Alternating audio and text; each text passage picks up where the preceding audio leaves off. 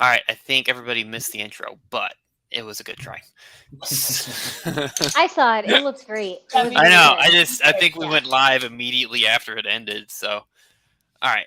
Well, this is the first episode of the Full Send Weightlifting podcast, and we talk about weightlifters, weightlifting, and that kind of stuff. So, why don't everybody go around and introduce yourself? Yeah, so I'll get started. I'm Susie Sanchez. So excited to be here to talk with B and Aaron, former Team USA athlete. I was a 48 kilo lifter back in the day, worked at USA Weightlifting for many years, and now I'm just your all around favorite weightlifting menace. So. My name's Brittany. I'm the owner and the head coach of Barbell. I'm also an athlete, kind of. I still compete every once in a while. I've been coaching weightlifting for about 8 years. I'm also a student at Texas A&M, finishing my business degree. So you would be going to A&M. I mean, they have a really good business analytics program, so you know. Okay. Oh, I think my fiance actually just got her master's through that program. Yeah, it's great. Yeah. My name's Aaron Williams. I'm I forgot what sport I did for a second. You're a weightlifter. I'm an Olympic football player for Barbell. Yeah, I'm in a 1 to 9 plus category, and soon to be Team USA. Soon to be, very soon. You're basically there already. Basically, I mean, it's pretty locked in. Yeah, we have our visas in the mail on our way, so it's probably pretty official. Don't you go to Cuba like next week? 4 weeks. 4 weeks. Oh, I thought it was. We got a couple weeks. Okay, all right. So, Aaron, this is your first international team, right? Yes. Tell us about your journey. Like, how did you get there? So, it really feels like everything's been happening really fast. Just got into the sport probably like almost a year and a half ago. And It's just been, I don't know. It's just been a lot of hard training, listening to Brittany and just, having fun in the process. I don't have like any grand, big story, anything yet, Still a new guy on the block, but that's about it. Did you have exposure to the sport before you started? Because you came in like March of 22, you put up like a 352 total, which is really good, like for most lifters. And it's only went up from there. So did you like train the snatch and the clean and jerk before? Were you brand new? What was your experience like getting into the sport? So I didn't really know what the sport was per se, but whenever I played college football, our strength coach didn't really believe in deadlifts, and we did cleans instead. So I'd known how to do cleans. More efficient. Yeah. So I've been doing cleans, and then it's just one of those things where, almost 2 years back, I started working out at Southwest Barbell in Lawton, and I just happened to see some people doing the lifts, and one day I got curious and kind of just wanted to try it out, and then eventually, asked for coaching and started learning it that way. So I was like strong overall, but I didn't really know what to do. Yeah, which it's not a bad position to be in. I think that's so cool. Like, I mean, you've only been in this sport for like, you said, what, a year and a half? Just working with, and like you have like the total like opposite, like we're with Brittany, who's been building up her like coaching, education and background for like years now, right, B? Like you started in what, 2015? Yeah. So to start in 2015, we're 8 years in, and then Aaron just like walks in and he's like, I'm going to make Team USA. Here we are. How has that been for you as a coach? It's been good. So kind of essentially what happened is it's weird. It all kind of chases down to one day I had an athlete at a local meet. I went up to Austin on one of Dave Griffin's meets, and one of my athletes, his name's Grayson, he went to the bathroom and he met some guy. And so I walk over and I'm like, hey man, are you ready to start warming up? And he was like, yeah. By the way, this is my friend Jake. I was like, okay, like, hi, Jake. And he was like, Jake doesn't have a coach, but I told him you're amazing and you can coach him too. And the guy, Jake, was like, and I'm like, dude, it's cool. Like, so essentially I ended up coach Jake through the meet. He did super well. He asked me to be his coach. And then his friend, Dan, was also in Oklahoma, and he had a coach, but wasn't like super happy. And talked to Dan and kind of stuff. And Dan was wanting to switch coaches, and Dan switched to me. And then Dan and Aaron are best friends. And so it all chases down to like, essentially I had an athlete that bullied me into coaching some random person. But it's been good. I mean, originally it was hard because I hadn't ever coached supers. I mean, most of my team, especially high level athletes, are smaller on the spectrum. I mean, my really good like males are like 67 to 73 and my females are below 71. So it was one of those things. It was a large adjustment period for me because I didn't really know how to coach a super, especially someone that was already, you know, hitting pretty good numbers, but we had to break down so much. In the first, 8 or 9 months was remote. Yeah. I mean, he would send me videos as he was training and I would respond and try to just coach him through the lift as he was going. Aaron also, his job, he was a hotshot driver. So he would essentially drive for 4 to 5 days-ish, right? Yeah, out of the week. just about. So we would maybe train 2 days a week, but like his knees were always bugging him. His back was always bugging him. And so we were Just one always of those like prolonged periods of sitting. yeah. Yeah. And so we were always doing rehab and we were always kind of doing our best. You know, we did, I think, a local meet together and then we did finals. You got fourth at finals? Yeah. You went 58, 200? Yeah. So he did finals and I was like, That was in Denver? yes. Okay. Right? No, that was No. Atlanta. Oh, you're right. Atlanta. Oh, Atlanta. Okay. So this past finals. Yeah. Okay. Got it. We did finals and, you know, we wanted to do better, obviously, but his job made it hard because you were driving right up until we left. Oh, yeah. Essentially. And so sometimes he would hold the train for a week and it was just adjusting, finding places on the road. It was a lot of communication. And then leading up to Texas State Championship, he didn't pick up any like routes for driving for like a week and a half. Yeah, things slowed down pretty hard and I was able to train. Right. So he was able to actually train. And then we went to the Texas State Championship and he popped off. We went 72-15 and went 6 for 6. And then I was kind of like, oh my God. Like, and then it actually kind of made me realize how close we were to doing these big things. And we also realized how much his job was heavily affecting what he was doing. So we have really amazing teammates who essentially offered to kind of help him out financially. And so he moved down to San Antonio to train for the Arnold. And so we trained for the Arnold. The biggest hurdle was really getting his work capacity up. I mean, not only is he a super and lifting more weight than most, but you mean he would do, 4 to 5 snatches at like 75% and his knees would hurt. And so it took us months to build work capacity to the point to where now he's doing double days, 3 days a week. I mean, you're doing 7 sessions a week and he's touching 85% 4 times a week. That's so interesting because you don't super heavyweights, like the way that supers train is totally different from the way that lightweights train. So normally you hear about supers training like 4 times, maybe 5 times a week. Right. Can you walk us through your kind of like process with how you kind of got to that level? Yeah. So a lot of my coaching it sounds so weird, is very like intuition. I think I was a paramedic before I became a coach and they overlapped.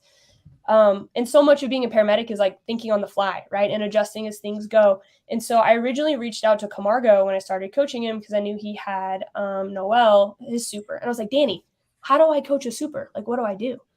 And so Danny kind of I just like line up cupcakes into the gym for them to follow? Like, what do I do? You might be onto something. And so Danny kind of told me what you're saying, where he was like, he can't train that much and he can't do this. But I mean, understanding athletes in general, that really only works if you have athletes that have years in the sport. And so I had to develop a process that allowed us to almost expedite the process, because, we go to Cuba, he's been competing against guys that have been lifting for 10 years. Right. The amount of reps that they've done is so much more than his. So I kind of had to abandon that thought process and think like, okay, well, we need reps.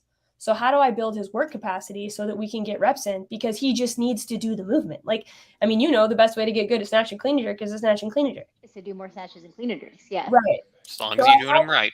Yeah. So, and that was a lot of it too, to where, I mean, we would have discussions where, he'd be missing singles at like 70%. And I'd be like, hey, like, that's not how we can do this. Like, we have to be able to make reps all the time. We can't just like go heavy and hope it's there.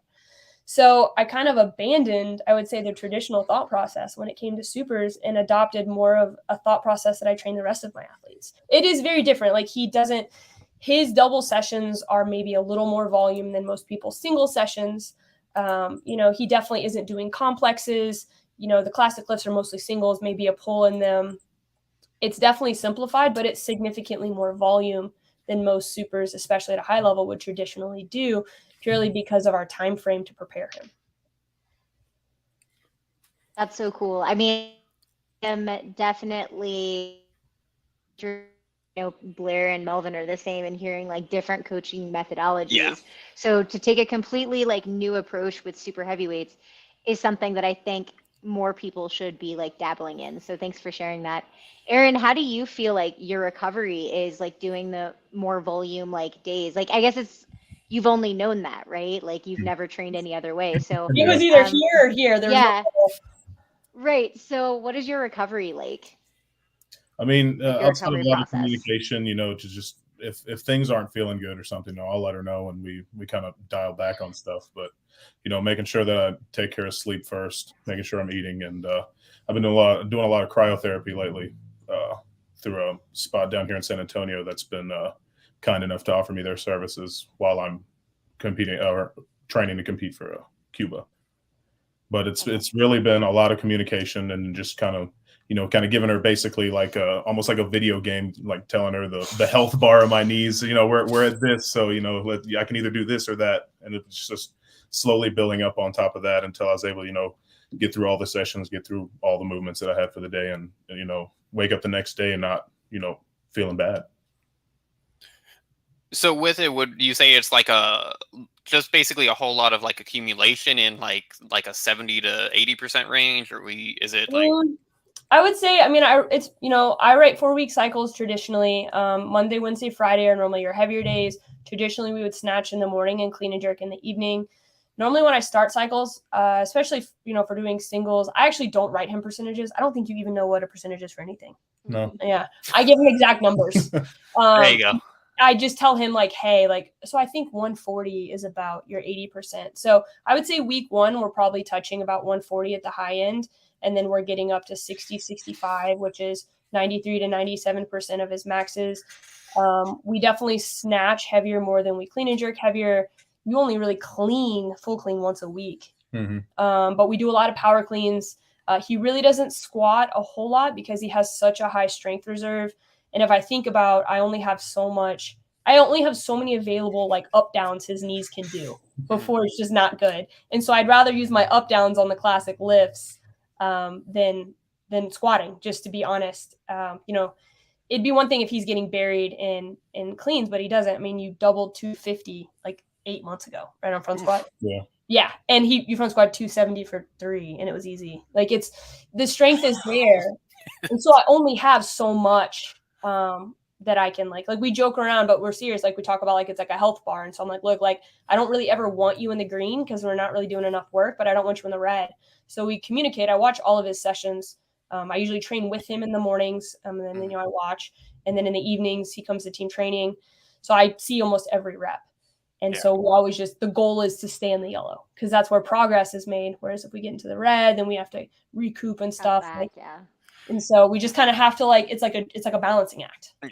It sounds pretty similar to what Taran Yanko described his training at like late in his career, because he said he never front squatted over like 270, and I think he cleaned like a 265 at a meet in Australia. So it kind of sounds it sounds like it's kind of fallen into a similar line of that, just out of necessity of, hey, we only got so much volume you can actually recover from, so let's use it to snatch and clean and jerk because you're already strong as an ox. So right. What you're saying is Aaron's going to clean and jerk 265. That's it. That's the goal. Okay. We wouldn't have to snatch very much, so that'd be cool. Yeah. But yeah, but also the progress you've made over the last year is pretty remarkable too, because you added like 30 kilos onto your best total. I think you went to a meet here about 3 weeks ago and you put up like a 386, right? Yeah. Yeah. Oh yeah. And the thing is, the biggest win is consistency. Like, I mean, I remember when we first started, he'd be missing snatches at 20 and 30. And I would think like, how has this guy ever snatched 70? And it was inconsistent. It was super inconsistent. And so I pretty much had to tell him like, hey, like we have to make lifts. Like, I don't care so really my first 8 weeks, I would say after the state championship prepping for the Arnold, my focus was only making lifts. And I didn't even care what was on the bar. Like, I just need you to acquire the motor pattern of making lifts, and I don't care what's there. And I think it was maybe a couple weeks ago, I was like, hey, you haven't missed a snatch in like 3 weeks, right? And he was like, nah. And so that's kind of my whole thought process behind coaching is like, look, like, if we just make lifts, when you get on a platform, you're just going to make lifts. Yeah. I mean, it's working. What is it like training, Aaron? Because I know, Brittany, you have a number of like younger, like youth, junior, under 25 aged athletes. Aaron, you're like more in like kind of like that older group, like older in like a good way, right? Is it tough training with that younger demographic versus like being in that collegiate setting in football where you're training with like your peers? How do you manage that? I mean, it's not really that different. I mean, they might be younger, but they all have the correct mindset. You know, it's been instilled in them, so it's like working with someone same age as me. You know, and whenever it comes time to train, they know it's time to get serious. We have our little conversations, chit chat, whatnot. But for the most part, I mean, they're really disciplined, and they keep me on track with my training as well. That's awesome. Now, Brittany, I kind of want to go into some of your background and everything. So you're an international level coach. You're on several USOC committees. You've worked with a whole bunch of really good coaches, and your club, right? You've got about like north of 250 members. Is that right? Yeah. So that's like one of the largest clubs in the country. Yep. And you operate, is it 4 locations? Yeah, so it's kind of a little different. So yes, we have our main location, and so it's like 270 something out of our main location, and so that's our 3 main coaches.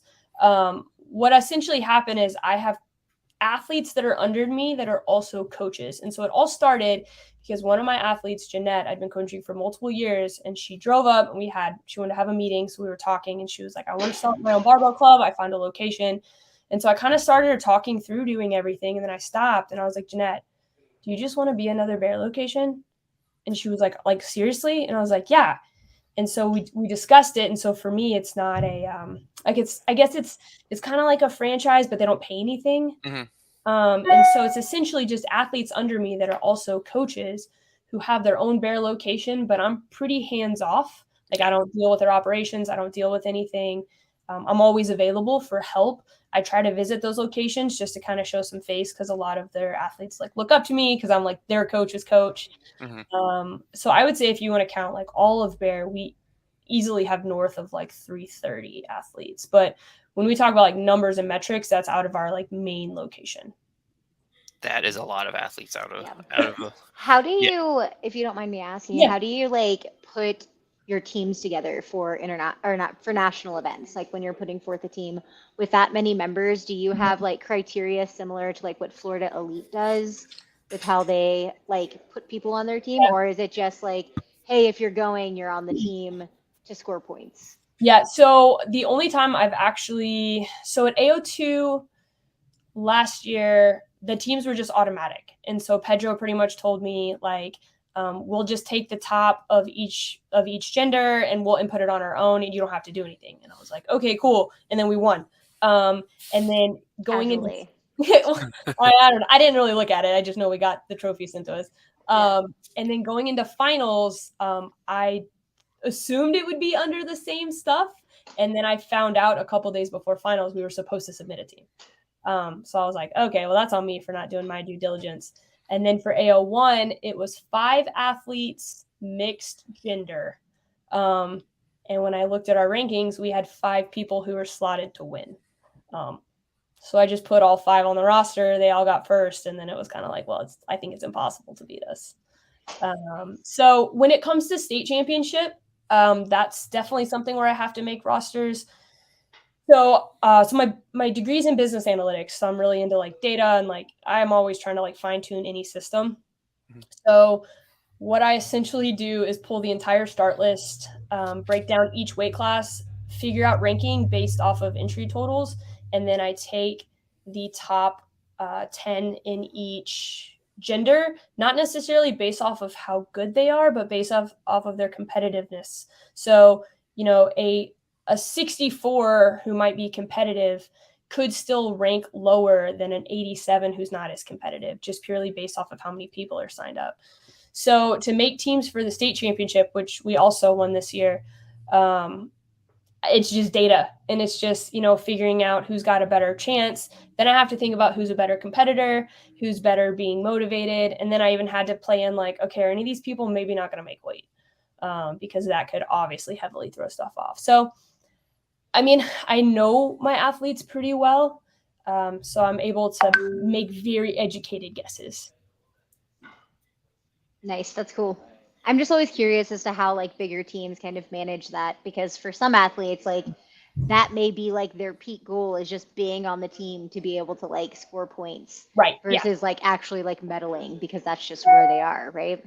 Yeah. I think it just depends on the athlete. It depends. When you go into a meet, you have to know what your goal is, right? For some athletes, maybe they're coming off a bad meet and your only goal is to go 6 for 6. For some athletes, a certain number might be really important. For some guys, snatching a certain number, or girls clean and jerking a certain number. So I think one of the things I did before AO1 that I really liked is I sent out essentially a questionnaire, because we took 50 athletes to the Arnold. I'm like, okay, well, I never want anyone to feel like they don't matter. So I sent out a questionnaire that was essentially like, what's your goal for this meet? What do you need? Is there anything specific? And just asked people. And then with my whole coaching staff, I was able to sit down and be like, okay, like you're coaching this person in this session.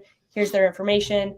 And just kind of do my best to do my back end work. So when we get to the meet, everyone feels the most prepared.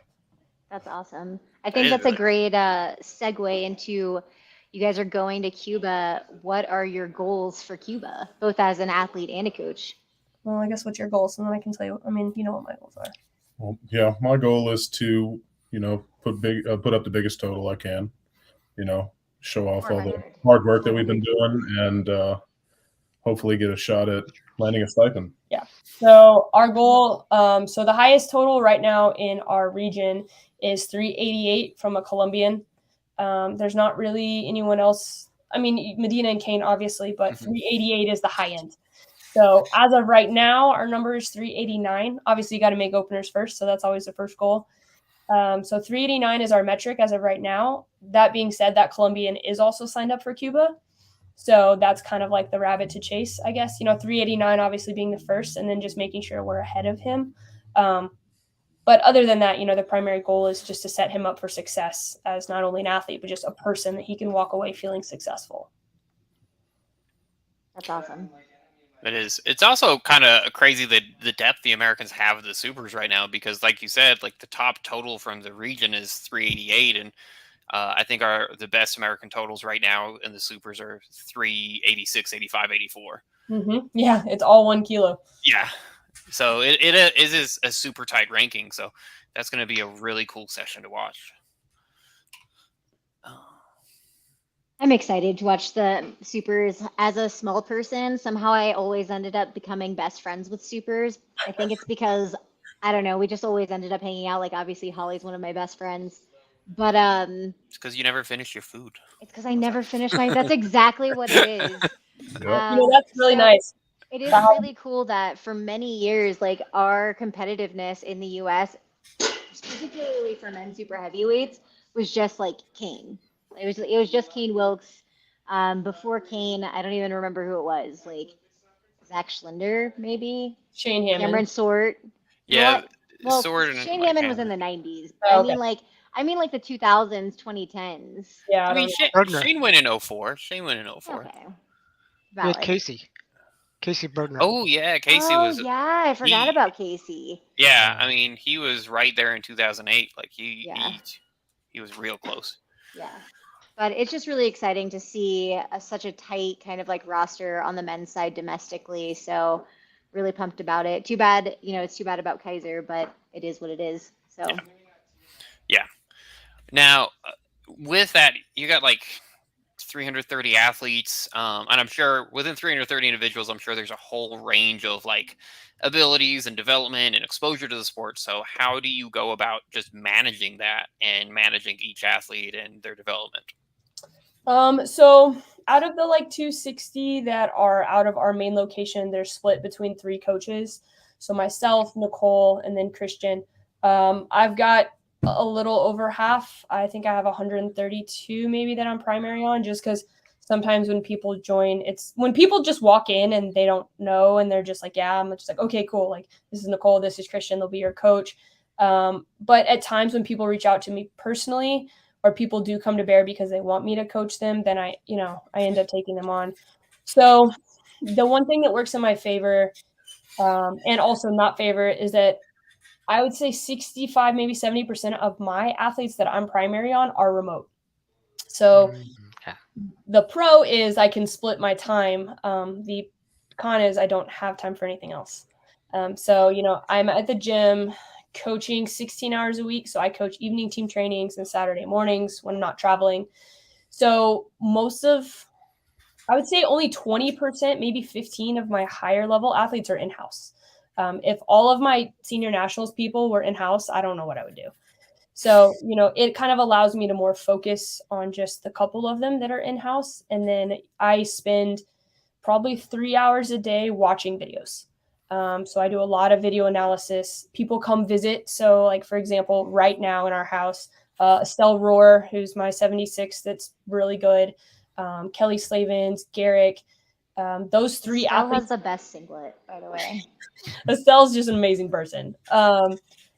All of them are in town and they came early to work with me in person. So all my remote athletes kind of know I have an open door policy. If they get on a plane and show up, they have somewhere to stay.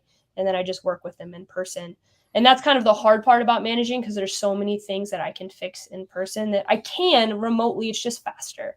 Like Estelle and I worked on some of her snatch stuff this morning and we got stuff done so much faster. So I think I manage it because my whole life is weightlifting. I still train, but most of my training is to make sure I still have perspective on being a coach. I actually run the cycles that I give my athletes, because then it gives me perspective of how they're feeling and what's going on, because I'm like a very kind of middle of the pack series level athlete. So it kind of gives me perspective both ways.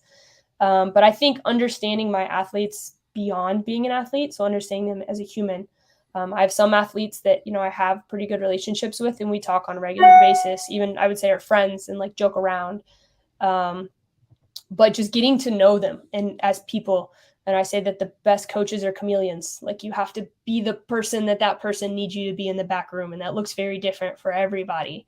And that's a learning process. Like Erin needs me to be someone very different than Estelle does, or Kelly does. And so just being that person's person in that moment is what makes a huge difference when it comes to comp days. And also letting those athletes get to know you as a person also kind of gives them more realistic expectations on like how often you're going to respond and like when you're available and stuff like that. I have a very good relationship with, I'd say, all of my athletes. That's very cool. Do you even have like 60 to 90 minutes a day to train by yourself? Because that doesn't sound like you do. Well, I usually train with him. So the good thing about Aaron is he likes to sit in between his sets, which is cool because I can get some stuff in. I'm shocked. If Super likes to sit. Weird. I'm like, dude, I've done like 3 sets. Are you going? So look, it takes longer to recover. All right. That's totally fine. So yeah, I definitely don't train, I would say, like I used to. Like yesterday when I was training, I definitely ended up like scaling my numbers down a little bit because I ended up like helping Estelle and them, and like kind of, for me, like I just want to be an athlete. Like I've been an athlete my entire life. And so just maintaining that is what's good for me. And for me, I still compete because I think it's important. I mean, I still get nervous. I mean, I did the Oklahoma State Championship with him and a couple of our other athletes. But remembering what it's like, or remembering what it's like to miss your opener or, miss a warm up, like that perspective is super important. And I think a lot of coaches lose touch with what it feels like to be your 30th meet and you still get nervous when you walk out for your opener. Mm-hmm. Yeah. That's the worst feeling. I competed at the WSO championships and I was like, oh, I'm going to go do, because like there's a small group of us here. And so we all try to train together for camaraderie. I was so nervous. I missed my opener and I was like, what is this? I've been lifting for like 15 years. It was nuts. So you're 100% right. I think it is good for coaches to maintain that perspective. Yeah, it gives you a different view of like the athlete, where the athlete's psyche can be like through the warm-up process. And then a lot of it, like it sounds like my takeaway from that is that you do need to try and be a good person to be a good coach. Like you got to get to know people, you got to care about people and be authentic. So yeah, I like it. Let me see. Well, you mentioned you were an athlete before weightlifting. What did you do before? So growing up, So I grew up in the Midwest, and I played basketball pretty much from when I could walk until I was 18. I was supposed to go play in college, ended up messing up my shoulder playing softball, which I was told not to do, but I did it anyway. So ended up, I was supposed to go to the University of Illinois, ended up not going, went to junior college to get my EMT certification. And then weird turn of events, I got off a shift, and one of my coworkers was like, hey, have you ever ridden a dirt bike? And I was like, no, why? And she was like, well, come over. We have a dirt bike track. And so I essentially went over there. Her husband taught me how to ride a dirt bike, and I fell in love with it. And 6 months later, I did my first tournament in motocross. And 4 months later, I got like my pro card as a motocross athlete. That's pretty cool. So I did that for 2 seasons. I got really, really hurt. Almost died, punctured a lung. It was bad. And then, I was super depressed because, I had this big thing that I was pretty good at. And my best friend convinced me to go to CrossFit. Did CrossFit for about a year and a half, and then learned that weightlifting was a sport. And I was like, oh, like, man, if I never so much better. This is the best. a rower, that's ideal. So in 2014, I switched to weightlifting. So I've kind of done something my whole life. I've always been very athletic. But weightlifting was definitely the thing that it's kind of like, I don't know, like motocross was really scary because, you could like die and there's a lot of adrenaline. And weightlifting kind of gives me that same sensation, but in like 3-second little bites. So. Nice. So I'd love to hear a little bit more about, you are the youngest or one of the youngest, if not the youngest international level coach that's a woman in USA weightlifting. How did you get there, and how did you kind of leverage that, or did you leverage it to grow one of the largest clubs in the country? And then of course you have to like provide advice in case anyone's listening and wants to try, right? Yeah. So what's that journey been like for you?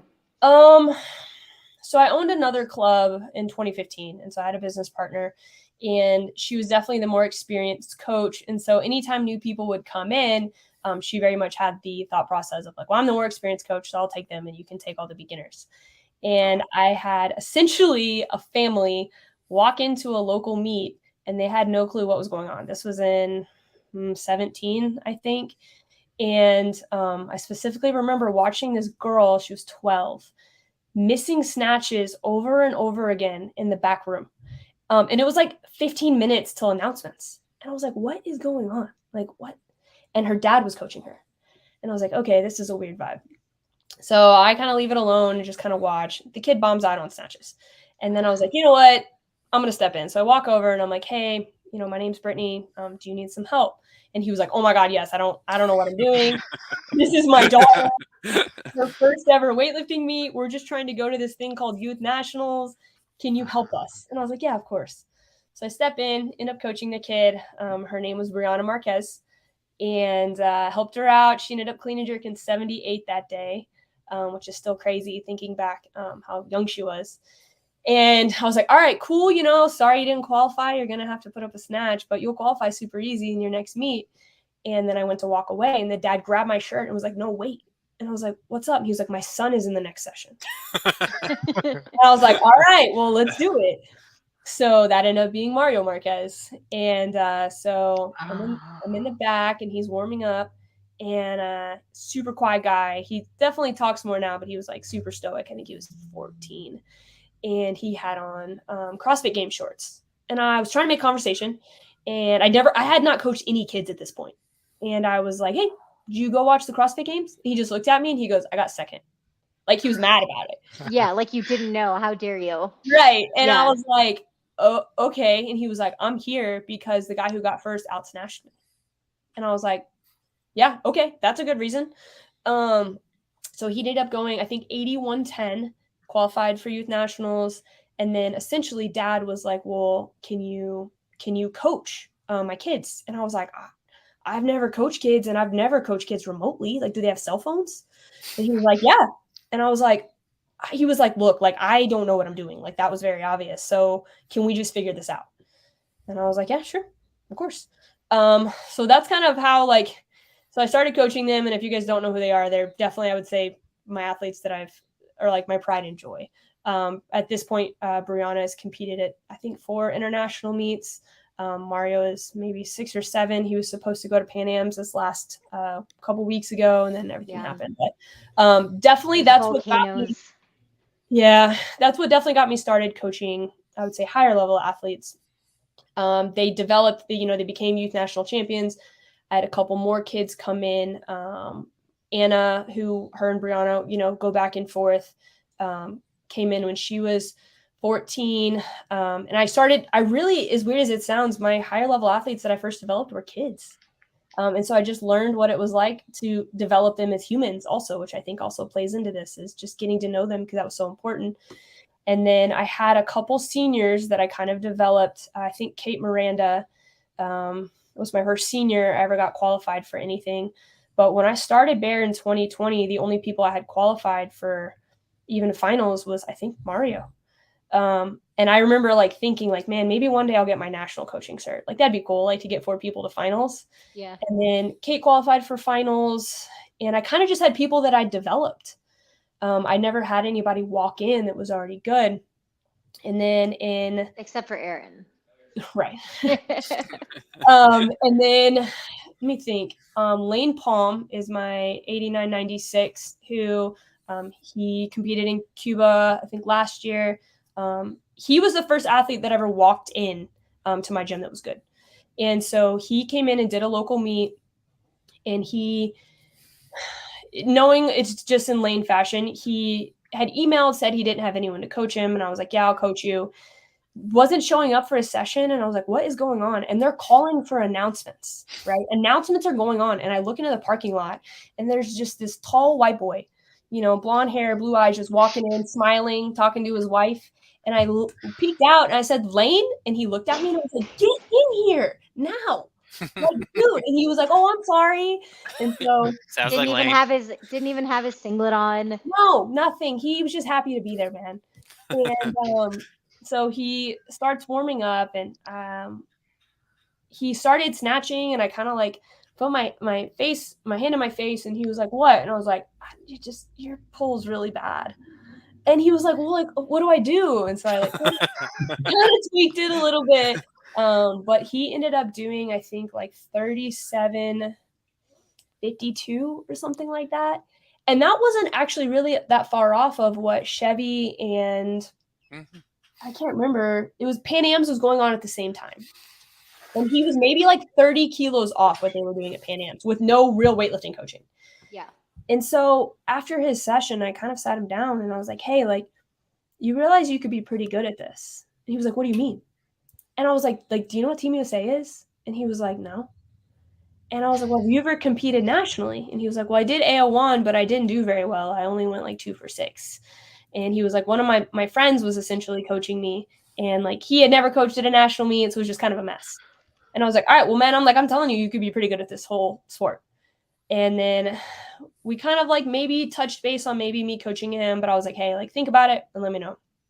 And so maybe a day or two later, he called me, and then I started coaching him. And he was kind of my first senior that it's scary coaching people that are already good, because you're terrified to fuck them up worse. You're like, well, what if I do something and they get worse? They're already good.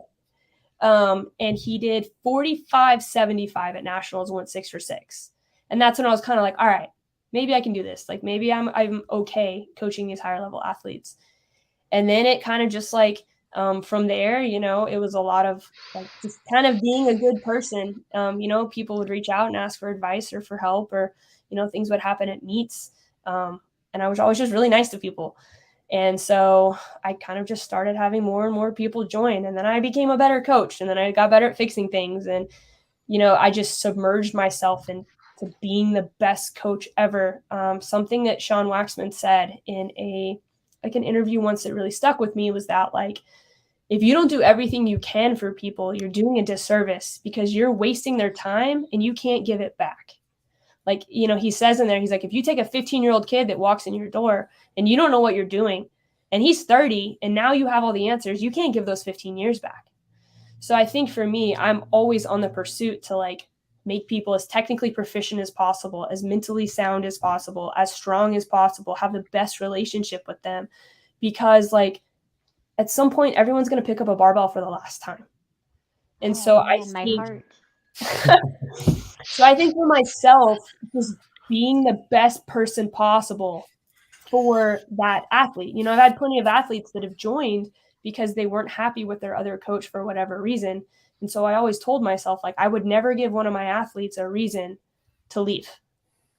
Like, I would always hear them. I would always do my best. I would always pay attention because I never wanted to give them like a valid reason to be like, yeah, B didn't do a good enough job with me. And so it just like consumed my whole life.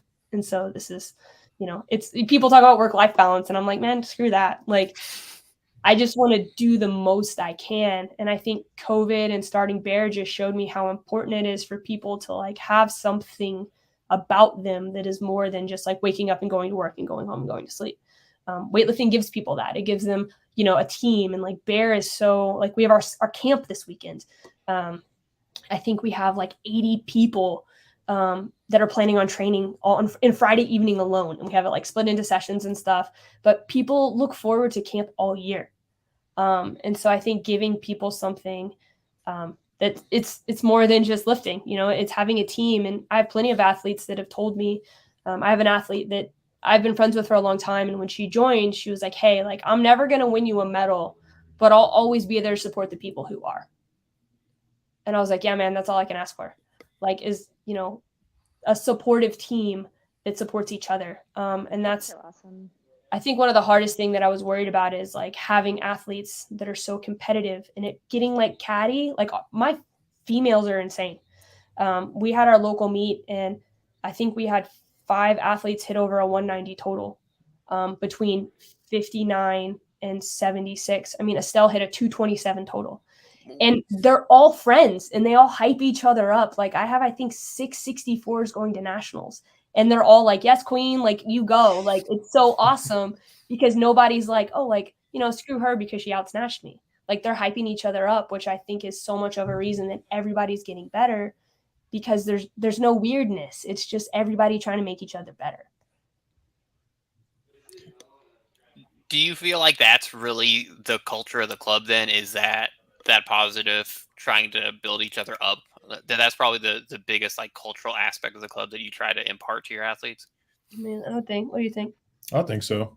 Especially, you notice that during team trainings is, you know, everyone kind of gets through their little warm-up sets, especially on Big Friday, you know, and then once, you know, all the big weights start going down, you notice, you know, all eyes always go to whoever's lifting and, you know, we're always cheering them on. And it's just, I don't know, it's the environment. It's whenever I was training remote, I felt like whenever I came in and I trained in-house, I was able to get, you know, way more hype and I wanted to make sure that my technique was better. You know, I didn't want everyone at Bear to see like, oh, he just clarked, you know, something that he should be hitting easily. But, you know, it's kind of like it's pressure, but it's good pressure, you know, it kind of amps you up. It's like, I don't know, it's something in the walls, you know. I mean, and I would say that's kind of what I hear a lot. Like Garrick made that comment. Him and Kelly live in Alaska. And we were in the car on the way back from the gym and he's like, B, you know, you got something in them walls. I was like, what do you mean? He's like, you just got something in those walls. And that's kind of the cool thing is, you know, people come and they just train one time and it's like infectious. You're just like, man, I want to be here all the time. I have 3 athletes that are actually, they're intern coaches now, but they're moving to San Antonio because they're just like, well, if I'm gonna spend my life anywhere, I want it to be there. And it's not just about lifting; it's about just being around good people. That's really cool. How big is your space? Because it sounds like it has to be big. It's pretty big. So we're in like a 12,000 square foot building. But that being said, about 3,500 feet is our space, and it is climate controlled. Which I will tell you, I never. It has to be. It has. I will never not coach in air conditioning again. Yeah. And then there's a CrossFit gym attached to us, and we have a really good relationship with them. And so a lot of our athletes do their accessories over there. And so we time it really well. We have a lot of hours of team training that's available. You know, it's never like a my spot, their spot, my bar. That's my plates. Everyone just kind of like finds a spot and works with each other. Even like for our like Big Friday I like paired people on bars together. You know, so everyone's working together. So we've been through a couple locations and Steph, who's one of my athletes, has been with me forever. The space we were in before is like half what we have now. And the first Friday we were in this new location, it was full. I remember sitting there next to her and I was like, Steph, I thought this would take time. And she was like, Brittany, you could put down 50 platforms and they'd fill up. Like, it doesn't matter. Like, no matter what, I've learned that even if we get a bigger space, it's going to fill up. So I think the fact that like we don't allow headphones during team training. I have the lanes and are set up on purpose because it forces people to like talk to each other. You know, if you go into a gym and there's just single platforms, it's really easy to put your headphones in and just be in your own world. But when you don't have headphones and you're in like a row with somebody, you have to communicate. You almost force communication and camaraderie, even though it happens on its own. But it's harder to just be like, I had a bad day. Like, you know, I'm going to do my own thing. Like, it's almost impossible. And everyone's so friendly and nice to each other that it's like, even if you come in a bad mood, you're going to leave in a better mood. You said you have lanes. Like, how many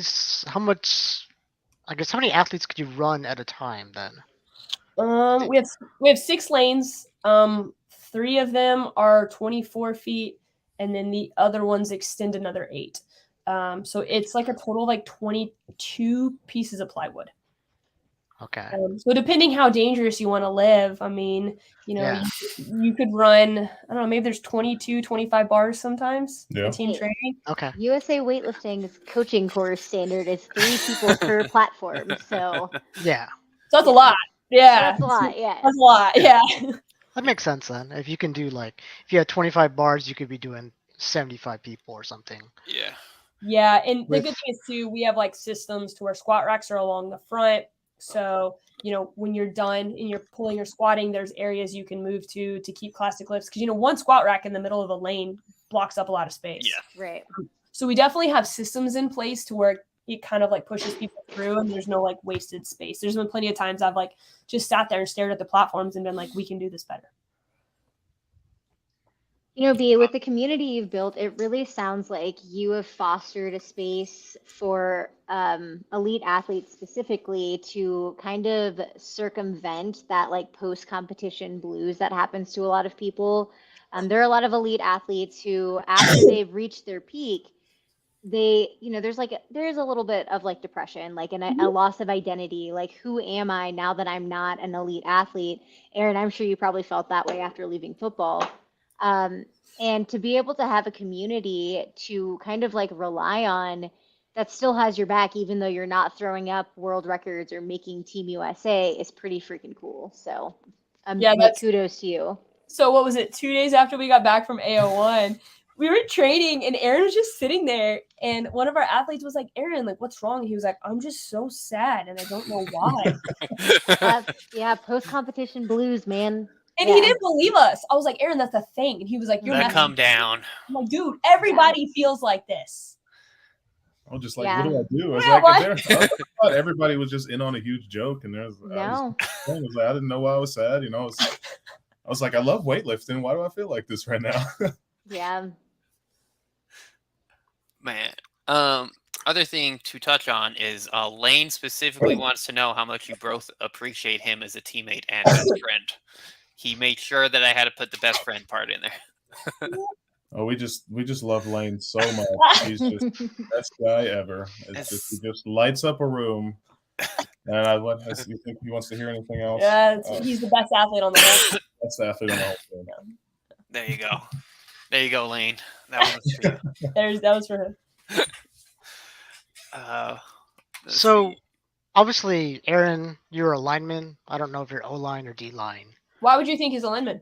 Yeah, I thought he played football. A very large person. Yeah, exactly. That's true. Like, because played offensive line. Offensive line, okay. And then, so obviously you've probably been lifting since high school. You probably came in squatting like probably 250, 300 or something stupid, I'm guessing.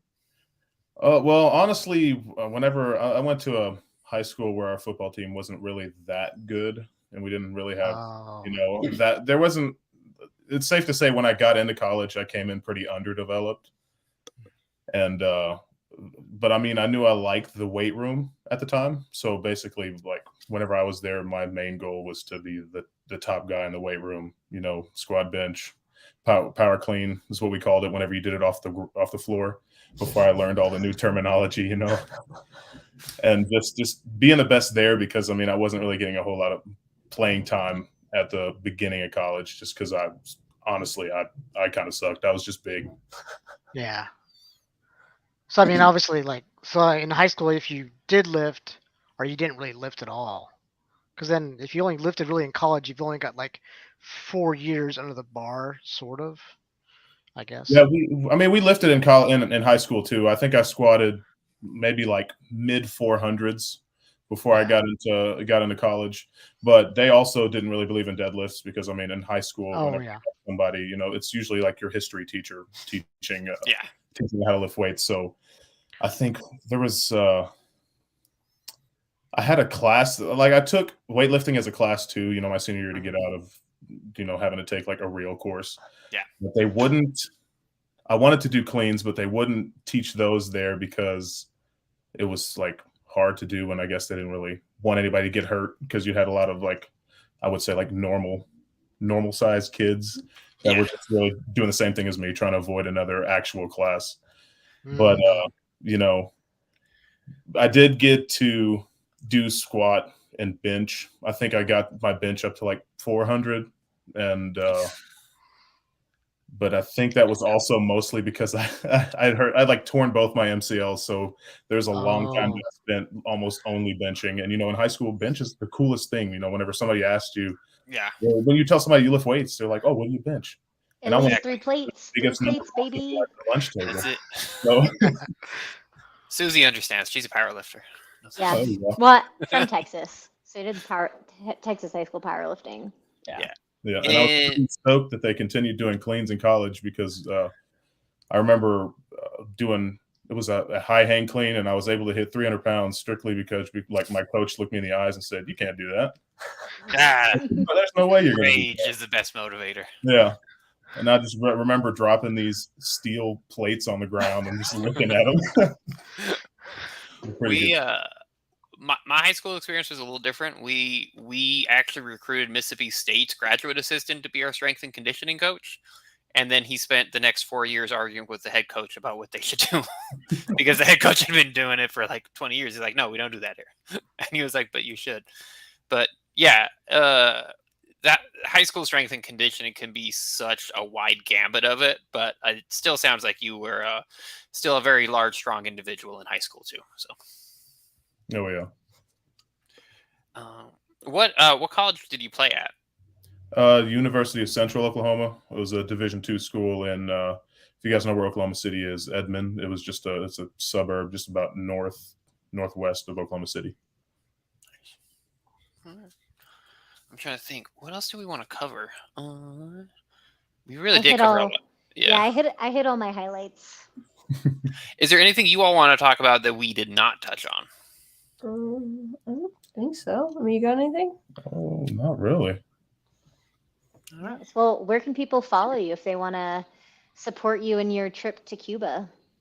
Instagram is basically the only place I post my weightlifting stuff, and it's at awill59. And 59 was my football number a while ago, and it just happens to also be a women's weight category. So that's it. Leave it. Leave it. Yeah, I'm not changing it. Yeah, you shouldn't. It's better that way. Yeah, his goal weight. His birth weight. Yeah, exactly. I think he's posted like 3 times on TikTok or something. I think I saw like 3 You got times. a TikTok? Blair, you're like going outing him. Yeah. Deep dive. And then one of our teammates that's into like cybersecurity was like, "Yeah, just don't have TikTok." I was like, "Yeah, you know, I'm gonna My husband's in cybersecurity and says the same thing, but I'm on it anyway. TikTok's like a pit in a hole. You get into it and you just keep swiping, and then like I'll be like, "Man, 5 more minutes, and then I'm done." So where should people follow you on TikTok then, B? Oh, I don't have a TikTok. I mean, I have one, but I don't post anything on it. Okay. I have Instagram. I have had the same Instagram handle for like 4 years, and at this point, I'm just never going to change it. It's slimthick64. So it always started as a joke, and now it's funny because people come up to me at meets and they're like, "Are you Slim Thick?" And I'm like, "I mean, I guess so, yeah." You're like, actually, yes. Actually, yeah. And then our club is Barbell, so with the X in it. I guess maybe that was one thing you wanted to guys. Yeah. Because So- I was pronouncing it Bexar for like 2 years, and then Susie corrected me, and she's like, Yeah, "No, that's that's not okay. it." Yeah. So when I originally started, I was like, how do I name a club? Like, I don't know what to do. And so I didn't want to name it after myself because that feels weird. And so I had a friend who did a lot of like marketing stuff, and I was like, hey, like, what do we do? And so we like played with names, and he was like, well, we should call it Bear Barbell. And I was like, that's so dumb. Nobody's gonna know how to pronounce it. Like, that's and I like kept like kind of trying to think of something else. And I think at one point I was like San Antonio Weightlifting or South Texas. And I was like, this just is all stupid. And looking back, I'm so glad I didn't pick some dumb name. And so I ended up being like, okay, whatever, let's do it. And then he was like, well, when we make the logo, it'll be BE and the X will be like cross barbells and it'll be a bear head. And so we like found the bear head we wanted, which is on his shirt. It's pretty cool. It's crazy because it worked out. Like, I couldn't think of a better name now because, like, you know, all of our athletes are bear cubs, and I have some athletes that only refer to me as like mama bear. And so it just becomes like, now it's this whole thing. And then, yeah, it's a talking point. Like, I'll have people come up to me in national meets, and they'll be like, it'll be a random person. They'll be like, hey, I'm like, hey. And they're like, hey, just so you know, the announcer said Bexar, and I fixed them. I'm like, thanks, man. I don't even correct people. I'm just like, whatever. But anyway, it's the county we live in. So I wanted it to be geographical, and I wanted it to have barbell or weightlifting in the name.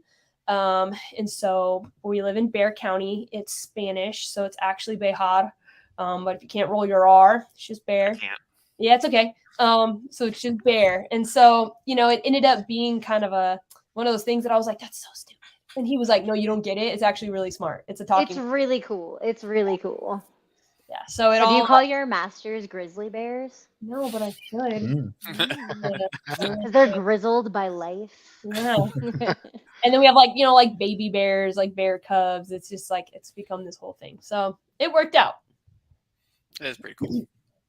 That is nice. All right. Let's polar bears. Well, they had the people up in Alaska, right? They did have one question in the chat from Joel Seedman, so I'm sure they're completely serious.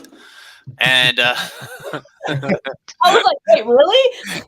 It's Aaron, do you love you some dino chicken nuggies? I do love some dino chicken nuggies. We all do. Some athletes downstairs trolling is what's going on right now. Yeah. That is we can hear them laughing. Right all right. Well, that's everything I got. Anything else to cover? I don't think so. Nope. Excited to see you in Cuba. Yeah, man. Are you gonna be there? No, I wish. No, I was like, all right, let's go. Come on. Yes. It's a little hard to get out there. I know the last time when I went with Lane, we had no idea what to expect. It was my first senior trip, and literally was just completely unprepared. And we showed up, and Cuba's bring cash. Dude, it's so weird. You have to have cash. It can't be wrinkled. It can't be ripped. Don't expect to have cell phone service. The Wi-Fi is terrible if you have it.